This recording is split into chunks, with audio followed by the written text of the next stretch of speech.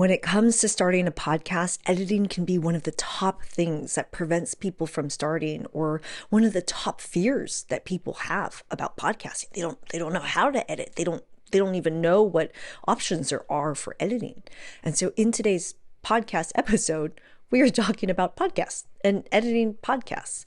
But if you're new here, welcome. I'm Christine Lozada. This is Everyday Badassery. I'm doing a double mini series. Did that just blow your mind? I'm doing a mini series within Everyday Badassery in which I am bringing in different creators to talk about how to be just 1% more badass in your business or your creator business than you were yesterday. What are the small tactics and changes that you can implement that will help to grow your business? And within that mini series, I'm doing a mini series with someone I'm super excited about. He's been on this podcast before, Ted Cragg. He's an amazing podcaster. If you just want someone else to do it, stop listening to this podcast episode right now and just look in the show notes below, because Ted can do it for you very well. He's amazing at sound design. But before we bring in Ted, I'm going to walk you through a couple of ways that I have thought about editing my own podcast. Because now, when we are somewhere in the 70 to 80 episodes range, the way I do it now looks very different than the way I did it before. In the beginning, I would edit a lot, and it would take me hours to edit each episode. Why? It took me a long time because at that point of being a podcaster, I was brand new and I wasn't really sure how to craft the interview, how to craft the message. And a lot of that I would stumble or it wouldn't come very natural for me. And so there were sections I would edit out. There were things I thought were irrelevant. It was hard for me to stay on topic. And if I squirreled off, I would edit those parts out, things like that. And I also cleaned up a lot of the ahs and ums. Two things changed after that. And so after, I also got a lot busier and I didn't have hours to spend doing these edits on the podcast. What changed was two things. One is I became more comfortable. Anything. We're human. We get used to things. We learn from our mistakes. We learn from our successes, and we bring those forward to make us a little bit better. And as I started to get better, I felt like I could be more natural, and I felt like I was a better interviewer, and I felt like I could. And here's the second part that changed. I became very clear about my message. The more you do something, the more it will help you to understand your why. If you're sitting around just trying to figure out, should I start? What should I do? It's not telling you a whole lot. And you're always going to find that your movement from point A to point B in your journey, there's going to be a point D and a point E and a point R in between. There's just going to be little pit stops. That's just the way it works. How often have you had a goal about something and you went on a direct route from A to B, right? Unless you're taking a direct flight from JFK to London, then that's a different thing. Anyway, we're talking about creating here. Creating is a journey. It takes a minute to get there. And as I became very clear about what I was creating and why, it became very easy for me to spit the message and also to understand how to stay on topic. And I stopped scrolling off. Why? I know today's podcast episode is about editing. We are talking about editing. Boom. That's it. We're not talking about those flights I talked about earlier and scrolled off on. You get the point, right? And so I'm able to stay on topic, and I became more comfortable over time. In the beginning, a lot of editing was a really nice crutch. It helped me to become comfortable, and that's what worked then. Now, fast forward. Everything you see in today's podcast episode with Ted, for example, is as it was shot. It's like the clearance rack in Nordstrom, like as is, there's no returns. Obviously, I will edit if something like, if my guest, that's happened recently, has a coughing fit. I'm not going to have my listener listen to that coughing fit. We'll pause. I will edit that out later, and then we'll just pick up again in that podcast. And that's perfectly fine. But for the most part, the editing now takes me literally minutes. It does not take me very long to edit. I bring in the guest. we will together film the meat of the podcast. And if you're watching today's podcast episode, or I guess if you're listening, you're noticing that it's just me. This is separately recorded after I have finished interviewing that interviewee. And then I just put these 3 clips together, the beginning, I stick the meat in, and I put the ending, and I put a little sound bite in there in between. Personally, I use the desktop app or a desktop software of Final Cut Pro, but there are so many options out there for you. I would say regardless of what you think you want to do, I would encourage you to first keep it simple. Focus on your message. Focus on what it is. Who is it you're talking to? Become comfortable on camera. And that takes time and practice. And in our next episode, that again, this is part of a mini series with Ted. Don't miss the previous and the next episodes where we give tips about how to become comfortable as a podcaster. That will help to reduce your editing time. Why? Because one take sounded and looked pretty darn good. But keep it simple. And know that you have options. The way you edit now, just like me, the way you edit now might look different later, and it might look different even further down the line. And if you need some help, don't forget to check the show notes below to check out Ted's info. And on that note, let's bring him in.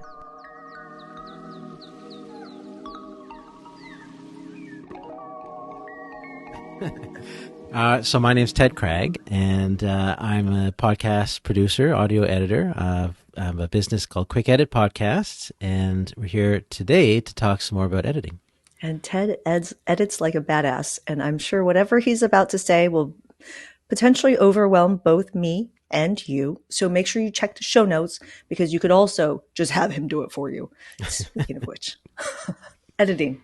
There's so many different ways that you can edit a podcast. You can keep it as simple as I do, which in full transparency, I wish I did more on the editing front. I just don't have the bandwidth to do it. But talk us through a couple of the ways that people can think about, like, oh, what options do I have to be able to edit my podcast?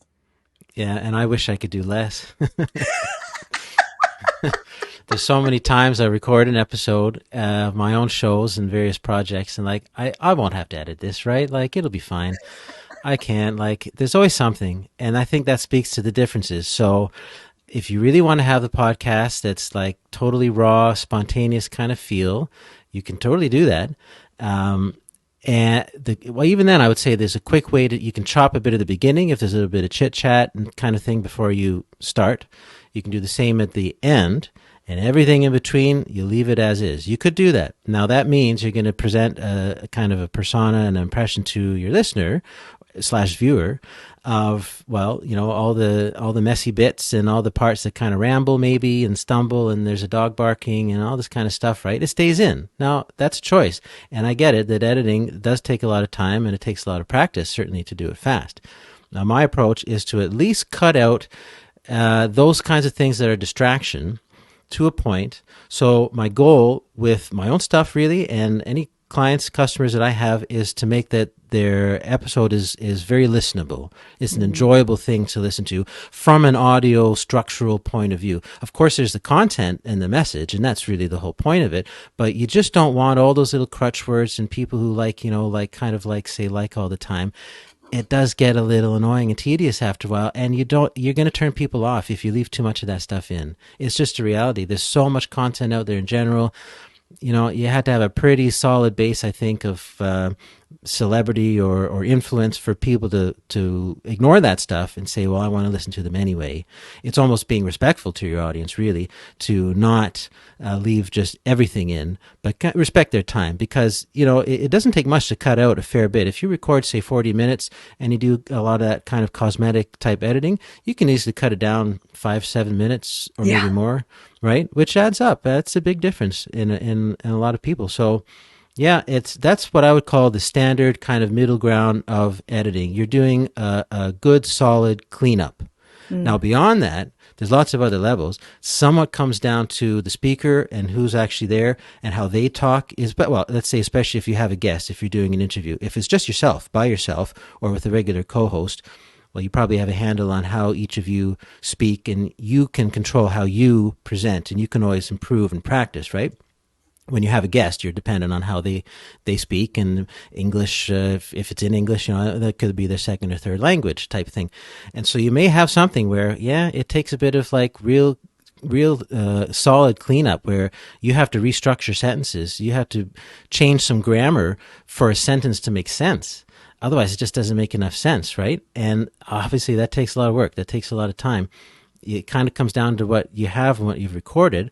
So sometimes that might be fairly necessary. You can always choose to do more editing. And I've certainly done some and been hired to do things where people want every little thing cut, every little crutch word, every pause, every breath, every little all of that kind of stuff. I would say that's over editing. That's not really necessary. It's rarely worth the effort. I mean, people don't care that much. And I often make the point that the odd pause, kind of like I just did there, people are thinking. They're thinking out loud, and that's an expression of of their thoughts and their body language type thing in audio form. So it's about using some of that critical judgment balanced with your time, investment. How much you really want to put into it, and ultimately, what is your listener's experience and takeaway? Yeah, I love that. It makes me say what I said in our previous episode together, which is a lot of the things that Ted says makes me feel relief. Mm, Like especially when you are brand new to podcasting and for your first episodes, like let's just be honest, your first episodes are going to be the worst ones.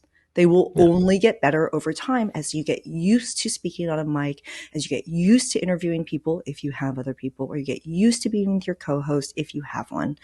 But Yeah. it gives me relief because if I stumbled a lot in my first episodes where uh, um, Hmm. what was my next thought? Like, it just took me a minute, right? And I would Yeah. and sometimes I would just be like, oh, and I would just like pause for a second, like get my thoughts together again, and then keep recording. And obviously, I Yep. would edit out those sections.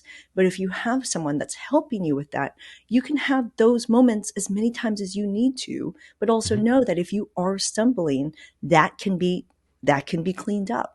And it's Yeah. also it's a really nice and respectful thing to your audience, because both from a standpoint of if there's a sudden random loud noise, especially a lot of Mm, people listen to podcasts with headphones in. You can't yep. pull that out of your ear fast enough sometimes, and you need cosmetically, at least for the sound to be consistent and right, and you're not constantly turning it up or turning it down. And one of the top things that I edit on my podcast is my laugh, because sometimes my laugh is just out of control and I'm just like like this too loud, and I have to make sure it's not going to make my audience go deaf. That's Hmm. funny.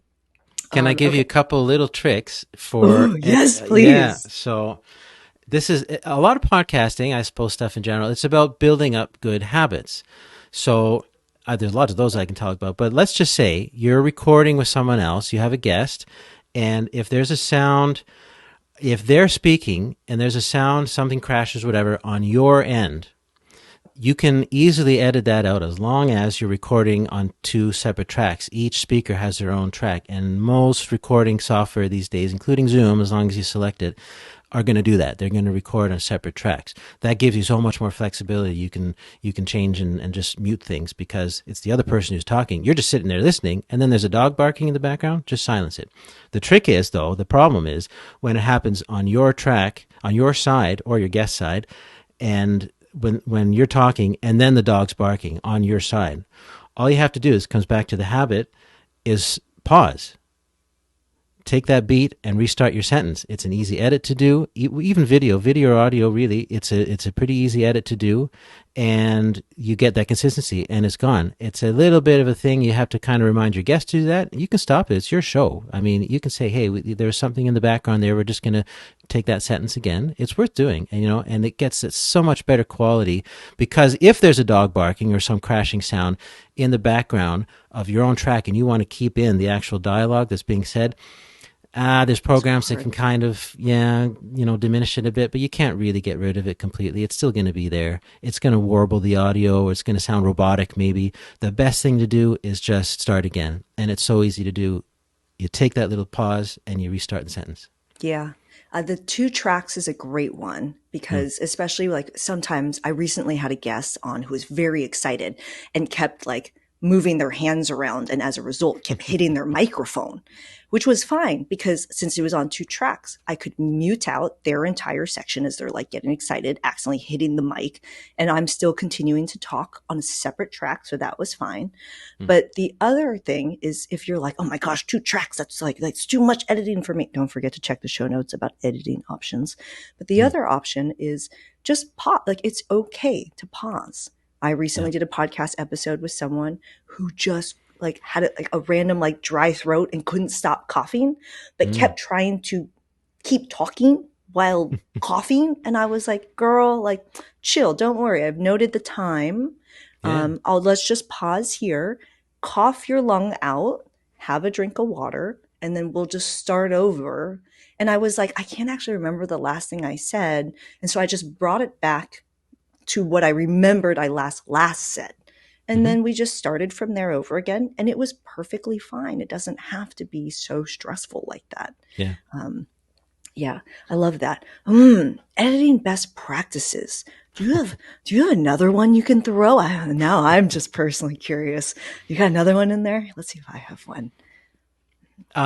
For one thing, it starts with the program that you use. If you're going to do the editing yourself, of course, I suppose these days there's fundamentally 2 ways to do it. You can do it through the classic way, which is audio waveforms. And the second newer way is through transcription. So if you're using Audacity, GarageBand, and really even the high-end programs for sure, most of them are all still just audio waveforms. So you kind of get used to that. It's fun in a way. You get used to the shape of words and the audio forms, and you can see where words are coming up. You can see where there's pauses and breaks or coughs and things like that. Like, they're very obvious visual cues. The problem in that is that you really do have to absolutely listen through every little bit, and it's easy to lose your place maybe. You have to go back and re-listen to things. I find the transcription-based editing is much more easy to get through an entire episode. So transcription-based, and that's with Descript is probably the most popular one, but I think Adobe does it now as well, and there's a couple others, where you would upload a recorded file, and it usually only takes a few minutes, a 30-minute recording, and boom, you have a transcription of the entire thing. And it'll usually highlight, Descript will do this at least, it will highlight as many different speakers there are and like color code them. It's amazing. So you have this whole transcription. Now you can read through it. I use that as much as if anything, if I'm cutting out, if I know I want to cut out some big sections. If it's a really long recording or something, and I guess it's 60 minutes and I got to get it down to like 35 or 40, I'm looking for big chunks, big paragraphs, as opposed to just a word here or there. So I can fairly quickly scan through the whole transcription and recognize, yeah, we can cut this out. And you just highlight it, delete, boom, and it's done. The program is pretty good actually, and in terms of like merging things together, so it doesn't sound like a rough cut when you do that, but you do have to be a little careful. So at least it gives you, transcription is a very visual thing, and that you can really identify and find. You can search. You can do a word search if you're looking for certain words you want to cut out. So. That's why Descript really exists in these others, because it's a really easier way to get into audio editing. And what some people do, if they want to get more detailed and have more control, really get into more of the nuance of actual audio design, they may start with the transcription and then perhaps take it to a different program and do more of the kind of detailed editing. But most of you probably don't need to worry about that. It's just getting that basic cleanup that we were talking about. That's really unique about, like, it's amazing what kind of technology and options we have today, like Descript, to be able to edit in that way. But if you were listening earlier and you're like, oh, waveforms, like, I don't understand waveforms. I was very resistant to that. And people would always suggest to me to use the waveforms and look at them as a way of editing. And just because I had never seen them before, I didn't do it. I didn't actually edit in that way for a long time. And now it's like, I just look at the waveforms sometimes. I don't even need to play it back. And I know immediately what needs to be done. It's much easier than you would anticipate. But if you are looking for even easier, Ted, tell us, where can people find you? It's all in the show notes, but tell us anyway. Right. So Quick Edit Podcast. This is quickeditpodcast.com. And this is an on-demand audio editing type service. So if you need, it can be just a one-off episode. I get people who, they do 4 episodes a month, kind of weekly episode, and they just have the budget really, or the time. They just need to offload one. Can you just do one of the episode a month for me? Sure, I'm happy to do that. So with this with the website and the software that's built in, you can just kind of place your order and you make your payment and you upload the file, and I get a little message, and me and my team, we go in and we download it and we clean it all up for you. You can choose, as we were talking earlier, do you want kind of the basic fundamental cleanup edit, so it's going to sound nice and clean, or do you want something more advanced, perhaps because it needs more grammatical cleanup, more real detailed content editing, which isn't so much audio. It's really like, does this make sense? Is this logical to the topic and the theme? Like, we're happy to do that. Obviously, it takes more time. Well, you choose whatever you need, and we turn around to you in 48 hours, and you get it right back. So, yeah, it's a fun service. It's been fun to set it up, really, because instead of having to go through all kinds of discovery calls and trying to like convince people and stuff, it's just right there. It's a really easy thing for on both ends to complete the job. So that's our fundamental thing. And then if you're looking for other one-off things, often you want a new intro or an outro for your podcast, or create a trailer, or we can do that. Or you get into short form podcasts too, which is more of a larger project, but that's a fun thing to do also. Yes, Ted is one of my favorites. Make sure you check all of that info out in the show notes below. Thanks for doing this with me, Ted. Cheers. Thanks. If I'm totally honest, every time I'm speaking to creators who want to podcast, and I'm encouraging them, because this is one of the most impactful platforms, in my opinion, they always get hung up on the, okay, I'm ready. Wait, but how do I? And then, all the things, right? Chill. One step at a time. Editing is part of the process. You could always bring in people like Ted to help you for as long as you need it, which might be just a couple episodes or might be the whole time. You got to do what's right for you. And don't forget, you can always change your styles and change your tactics on how you edit. If you want that beautiful, and if I'm honest, one of the things I've always wanted my podcast was to pull out the little clips that were like the most helpful parts and put it as like this beautiful collage of words, where it's like just this edit of like all the best parts in the beginning, so that someone knows what's coming. Instead, I've decided, no, I'm just going to go through the work of putting together the chapters or the timestamps so that people can see what we're talking about at different points and jump around as they need to. Or another one, I'm going to take the transcripts from these podcast episodes, and with the little bit, not complete, help of AI, I'm going to be able to make podcast blog posts that help support this. Additionally, I'm going to use the help of AI yet again to create the short form vertical video portions for social media so people can get a taste of what that podcast is like. If you're writing things down frantically, like, oh, I need to do this, that, it all comes with time. The most important part is to just get started. What is your message, and who are you trying to talk to, and what action do you want them to take? Start there. Get help with the editing if you need it, or keep it simple in whatever format. I use Final Cut Pro, in whatever makes you comfortable. Share your message with the world, let it evolve over time, add all of the other things later. If you got some value in today's podcast, I'm not going to edit that part out. I'm leaving it. Why? Because I look funny when I make that noise if you're watching this video. Anyway, don't forget, there's tons of show notes below. Connect with Ted, connect with me. I'm at Christine Lozada everywhere. Leave a positive review. It really does help to distribute this podcast episode. And don't forget, show notes. I cannot say it enough. In the meantime, come join us in the next episode on podcasting, where we talk about mistakes, the top mistakes people make. Go forth, be badass. See you in the next one. Ciao.